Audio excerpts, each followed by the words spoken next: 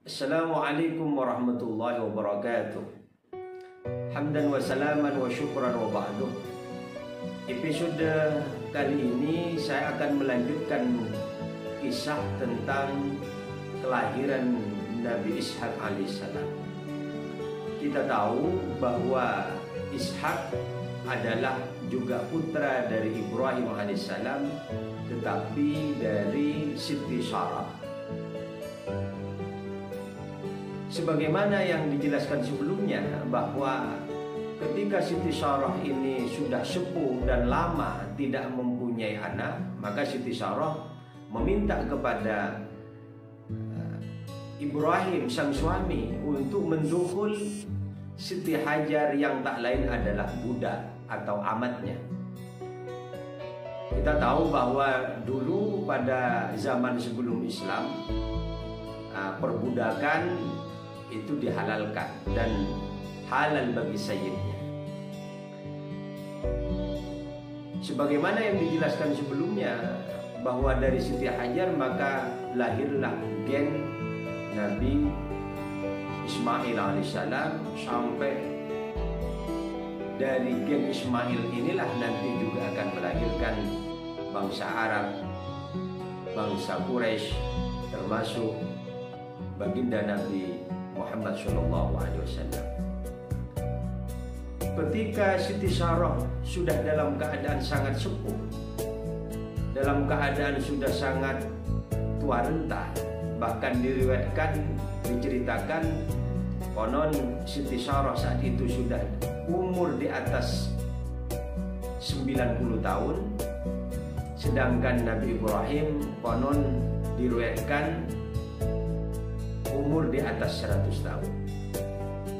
Tatkala Siti Sarah dan Ibrahim alaihissalam melakukan perjalanan menuju Madyan, Madyan ini adalah kota-kota yang didiami oleh Lut, Nabi Lut, yang konon nanti Nabi Lut ini adalah juga seorang nabi yang oleh Allah diangkat, diutus untuk mengikis, menyadarkan kaumnya, namanya kaum Sodom. Nabi Ishaq adalah Nabi yang oleh Allah diberikan pangkat kenabian dan kerasulan. Dari Nabi Ishaq ini nanti lahir keturunan yang namanya Yakub. Dari Yakub ini melahirkan keturunan-keturunan yang konon nanti adalah kaum Bani Israel dan juga kaum Yahudi. Hadirin yang dimuliakan oleh Allah dimanapun berada, ketika Nabi Ibrahim dan Siti Sarah mendapatkan kabar bahwa akan mendapatkan keturunan, Nabi Ibrahim heran. Apalagi Siti Sarah, mana mungkin aku ini seorang yang sudah ajuz, syaikhah, sudah sangat lemah, tua renta. Bagaimana aku ini bisa memungkinkan punya anak? Tetapi karena atas izin Allah, Allah memberikan kabar kepada Nabi Ibrahim, wa basyarnahu bi Ishaqa nabiyyan minas shalihin. Di dalam ayat itu diterangkan, dan kami berikan kabar kepadamu wahai Ibrahim, seorang keturunan Nabi juga yang namanya Ishaq. Dan Ishaq ini adalah bagian dari orang-orang yang saleh. Wa barakna alaihi wa ala Ishaq wa min dzurriyyatihima muhsinun wa zalimun li nafsihi mubin. Kata Allah, kami berikan barokah kepada Ishak dan kepada keturunan dari keduanya, yaitu dari Ishak dan Yakub, dzurriyyatihima muhsinun, keturunan yang baik, keturunan yang soleh, keturunan yang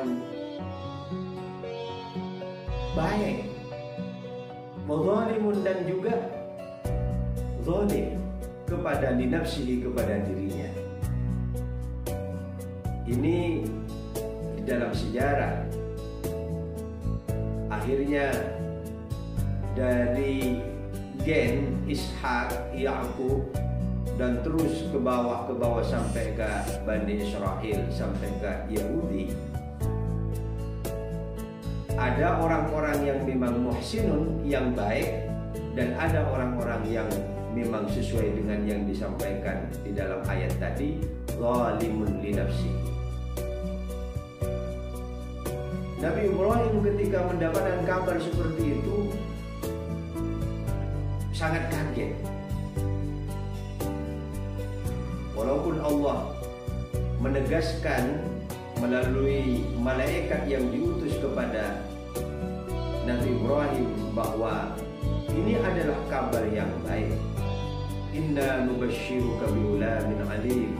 Sesungguhnya kami, kata Allah, itu akan memberikan kabar gembira kepadamu dengan datangnya bighulamin alim, seorang pemuda yang alim, yang pintar.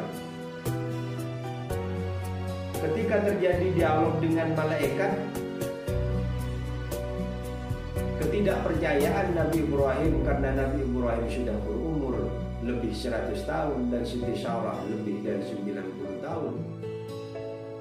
Malaikat menjawab, qalu basyarnaka bil haqqi fala takum minal qanitin. Kami memberikan kabar ini, kata malaikat, bil haqqi, dengan nyata.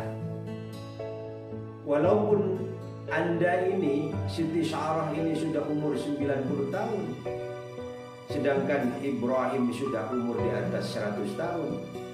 Fala takum minal qanitin, maka jangan kalian ini berputus asa. Maka benar, tidak lama setelah kabar itu disampaikan oleh malaikat, wa wahabna Ishaq wa Yaqub kullan hadaina.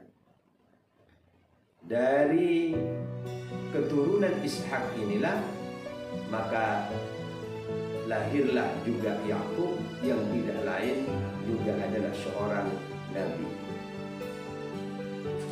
Hadirin yang dimuliakan oleh Allah, apa yang bisa kita ambil, bisa kita jadikan ibrah dari kisah lahirnya Ishak bin Ibrahim ini?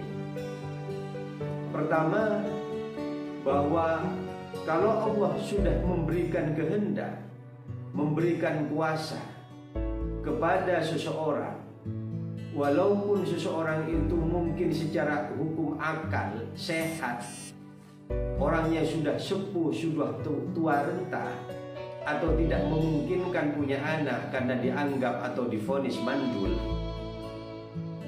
tidak mempunyai keturunan. Tapi kalau Allah berkehendak, karena Allah Maha Kuasa, yang penting seseorang atau kita ini tidak berputus asa atas rahmat dan kehendak kuasa Allah. Maka apa yang secara akal sehat tidak mungkin, sebagaimana Siti Sarah sudah divonis mandul, tapi toh karena Allah mempunyai kuasanya, kehendaknya memberikan keturunan, yaitu Nabi Ishak dan Yakub, keturunan dari Nabi Ishak. Kedua, anak dan cucu ini sama-sama seorang nabi.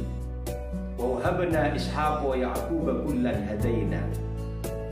Ini menunjukkan bahwa kita memang tidak boleh berputus asa. tidak boleh kita menyepelekan atau mengingkari kehendak dan kekuasaan Allah. Apapun itu, mungkin kita yang bekerja, mungkin kita yang usaha, mungkin kita yang bertani, atau mungkin kita yang melakukan ikhtiar-ikhtiar kemanusiaan, yang dalam keadaan terpuruk, dalam keadaan bangkrut, dalam keadaan susah, dalam keadaan oleh Allah ditimpa musibah bertubi-tubi, maka mengambil dari ibrah atau hikmah dari cerita Nabi Ibrahim yang melahirkan Nabi Ishak dari gen Siti Sarah yang sudah sepuh, ini menunjukkan bahwa kita memang tidak boleh berputus asa terhadap rahmat Allah. Yang kedua, dari cerita atau kisah dari Nabi Ishak ini, Allah mengabulkan doa dari Nabi Ibrahim supaya diberi keturunan dzurriyyatan thayyibah, keturunan yang baik, keturunan yang saleh. Termasuk yang selalu didoakan oleh Nabi Ibrahim, Rabbi habli minas shalihin. Dan betul, walaupun Siti Sarah itu sudah sepuh, sudah tua renta, tapi buktinya Allah memberikan kuasanya melahirkan keturunan Nabi Ishak, dan dari Ishak lahirlah Nabi Yakub. Hadirin yang dimuliakan oleh Allah, semoga episode kali ini diberikan manfaat dan barakah, bisa kita ambil hikmahnya untuk kita jadikan pelajaran, untuk kita jadikan tauladan apa-apa yang telah diberikan oleh Allah kepada umat-umat terdahulu, termasuk kepada nabi-nabinya, termasuk kepada utusan-utusannya, sehingga kita umat yang ada hari ini diberikan oleh Allah pencerahan, diberikan oleh Allah pelajaran-pelajaran yang sangat berharga. Wa akhiran wal musta'an wallahul muwaffiq ila aqwamit thariq. Wassalamu alaikum warahmatullahi wabarakatuh.